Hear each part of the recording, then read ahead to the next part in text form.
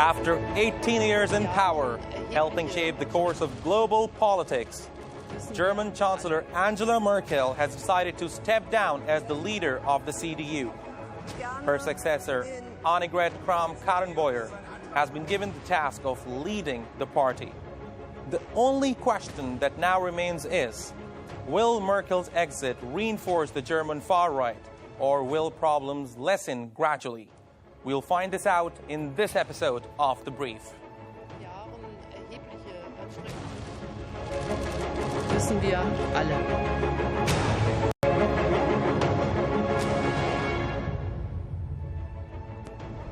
Hello and welcome to The Brief. I'm Jaffar Hasnain.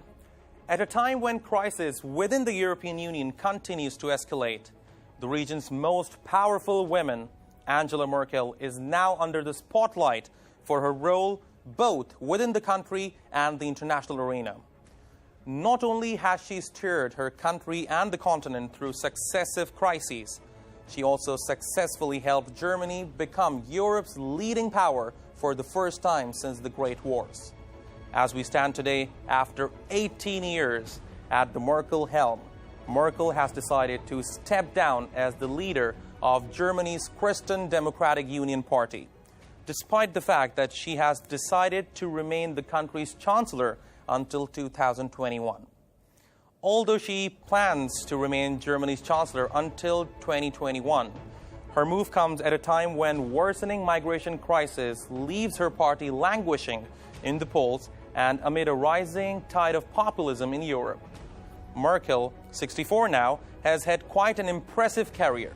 Growing up in the communist East Germany, she battled through a slew of political figures in Germany to finally challenge the then-Chancellor Kohl. Merkel played a crucial role in managing the financial crisis at the European and international level, and she has been referred to as the decider in domestic policy, healthcare, reform problems concerning future energy development, and more recently, her government's approach to the ongoing migrant crisis have been major issues during her chancellorship. Her open border policy of welcoming over 1 million Syrian refugees in her country made her a hero among immigrants across the world and human rights groups, but polarized many in her own country who tout it as a political move. Now, after 18 years, she's finally stepping down from the position and has been succeeded by Annegret Kramp-Karrenbauer, who is known by many as Mini Merkel.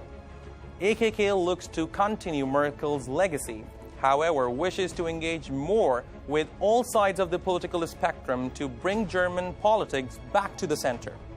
Will she be able to steer the country with the same drive that Merkel did?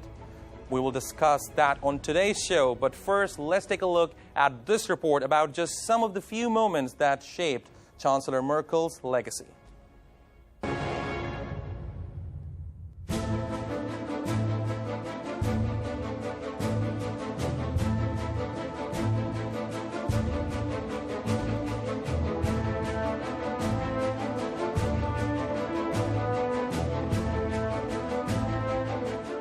Angela Dorothea Merkel, a pastor's daughter and scientist who grew up behind the Iron Curtain, only became politically active in 1989, the year the Berlin Wall fell. She briefly served as a deputy spokeswoman for the first democratically elected East German government before winning the election in 1990 to the reunified German parliament as a member of the Christian Democratic Union (CDU) party. Then Chancellor Helmut Kohl named her Minister for Women and Youth in 1991, setting off her career. When Kohl got bogged down in a political slush fund scandal, it was Merkel who told him it was time to go. She was elected CDU party chief in 2000 with more than 95% of the vote, and in 2005 became Germany's first woman chancellor.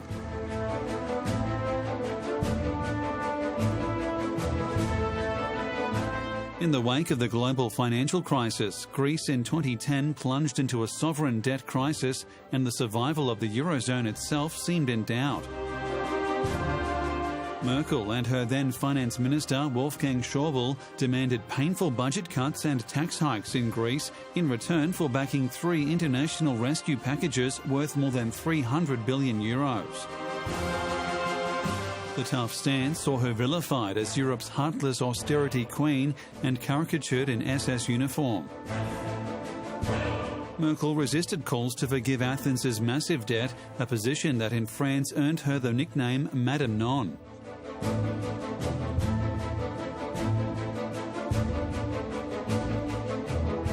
If many saw her as heartless during the Eurozone crisis, they condemned her as too soft, naive or moralistic in the refugee and migrant crisis.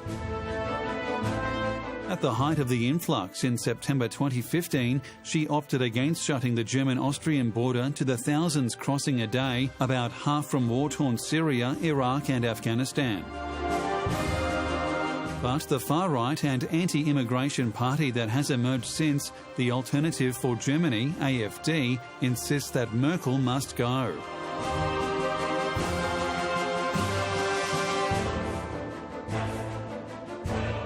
The AfD has since entered the German parliament and all state assemblies, coarsening the tone of German politics from the opposition benches. Merkel's CDU, like other mainstream parties, lost millions of votes to the AfD in September 2017 polls, vastly complicating coalition-building efforts. It took Merkel's Conservatives half a year to cobble together an unhappy grand coalition with the Social Democrats, SPD, that has only a thin majority, and the alliance has been rocked by infighting since. Squabbles centred on immigration between Merkel and her Bavarian Interior Minister, Horst Seehofer, have twice brought the alliance to the brink of collapse. The bickering in Berlin has in turn damaged the mainstream parties in 2 October regional polls in Bavaria and Hesse. In the clearest sign yet that she is preparing for her eventual succession, Merkel has said she will not stand again for re-election as CDU leader in December and will step down as Chancellor when her current mandate ends in 2021.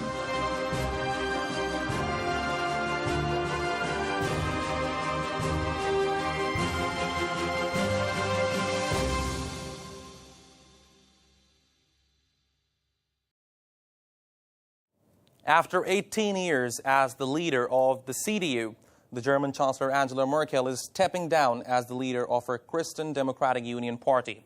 And today we're going to look at some of her accomplishments as the leader of the CDU. Now, here are 5 important accomplishments of the German Chancellor Angela Merkel, which is economy, energy, refugee assistance, minimum wage, and relations with Russia. Now, we'll go through them one by one.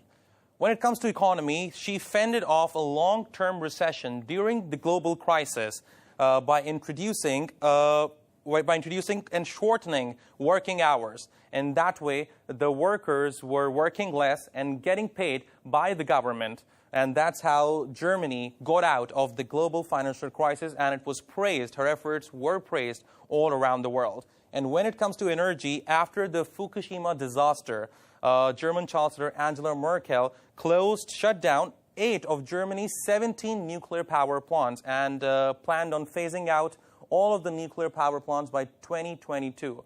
That made Germany a champion in addressing the issue of global warming. The third most important accomplishment of German Chancellor Angela Merkel is her assistance to refugees from all around the world. Now, back in 2015, the German Chancellor Angela Merkel opened Germany's doors to refugees coming from war-torn countries such as Iraq and Syria. She did receive a lot of criticism for doing so from the far right within Germany and all across the world, but she maintained that she will do it again if she has to. So we have to give credit to the German Chancellor Angela Merkel for opening the doors of Germany for people who were in need at that time. Now, minimum wage was introduced in Germany during the time of Angela Merkel because before her time, people were saying that there is social injustice in the country and there needs to be some sort of threshold for the wage. And during the time of Angela Merkel, she introduced the concept of minimum wage. Relations with Russia. Angela Merkel is known for having a dialogue with Russia. She always says that it's good to have a dialogue with Russia because having no dialogue with Russia would push Russia into an economic and political chaos, which would be not good for Russia and neither for Germany and the European Union. Now, before stepping down as the leader of CDU, the German Chancellor Angela Merkel gave an emotional speech. She said that it's been an honor to work as the leader of the CDU, and now it's about time to start over a new chapter.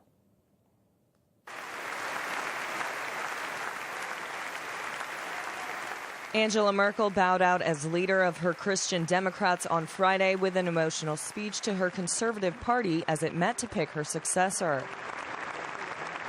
Merkel said in October that she would step down as party chief but remain chancellor. Merkel told the CDU Congress in Hamburg of her gratitude for the chance to have served as party chief for 18 years and 13 as chancellor. Und jetzt ist es an der Zeit, ein neues Kapitel aufzuschlagen.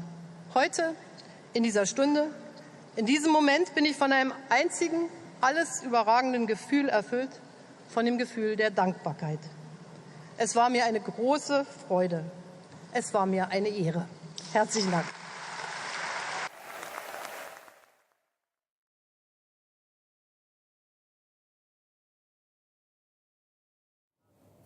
Welcome back, and joining me now to discuss the accomplishments and the chancellorship of German Chancellor Angela Merkel is our ANews editor, Vildan Kayis. Thank you very much for being on the brief, Vildan. Now let me start by asking you, German Chancellor Angela Merkel is known around the world as someone who has always provided assistance to refugees. So what would you like to say about that? Well, first of all, the refugee crisis or the refugee influx was one of the biggest problems which she faced during her chancellery time. So this was also the reason why she faced so much criticism in his party, but also... Let me ask you one thing here. Was the criticism because of the rise in far right in Germany and around Europe, or was it something within Germany? The main reason for the rise of the far right was actually the refugee influx, because the far right wing used the refugee influx in order to find supporters and to use the refugee influx and the problems which has been brought with the influx to gain supporters and during the campaign mainly. So looking at her efforts to tackle the refugee crisis, do you think her role is commendable? Do you think that when she took refugees from all around the world, especially from Syria and Iraq, who were fleeing from wars, do you think what she did was something that should be praised, not only in Germany, but around the world? I think yes, because the refugee problem is actually a problem for whole Europe, as we see in Italy.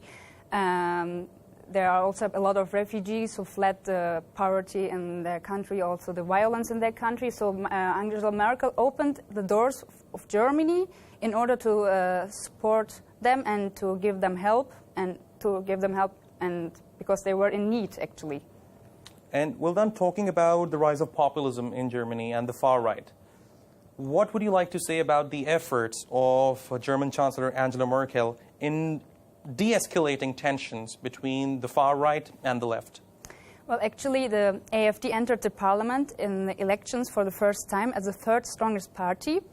So we can see a sharp rise of the far right. So Angela Merkel always said that Germany and other European countries had to open its doors for refugees because they were really in need.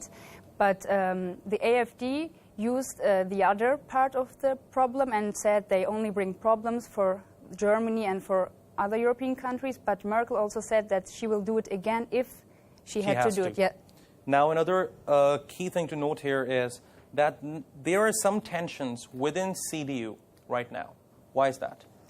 Well, actually, also within the party, there were people who are against her policies, for example, in economy or also in the migrants issue. So therefore, also Annegret Kramp-Karrenbauer also received only not the difference between Friedrich Merz and her was not so big because there were also splits in the CDU also. Since you mentioned AKK now, let's take a look at the report which explains how Annegret, your German, you can actually do it better. Annegret Kramp-Karrenbauer. Annegret Kramp-Karrenbauer got elected as the leader of CDU.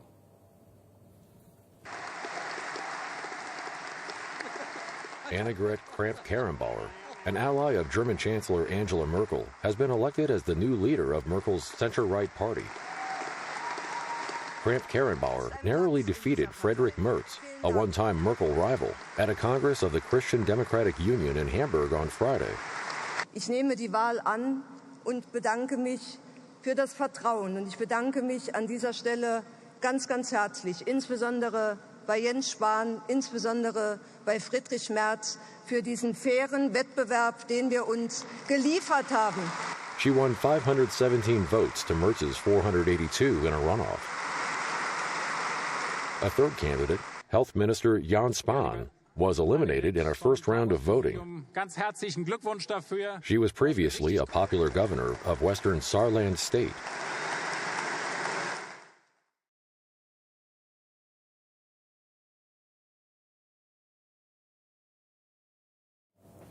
Welcome back. Now here we have our guest, Vildan Kayis, who is an ANews editor. Vildan, now we just saw that AKK got elected as the leader of the CDU, and she won from a very small margin against the other leader, Merz, Yes. who was also an opponent of Merkel back in 2002. Yeah.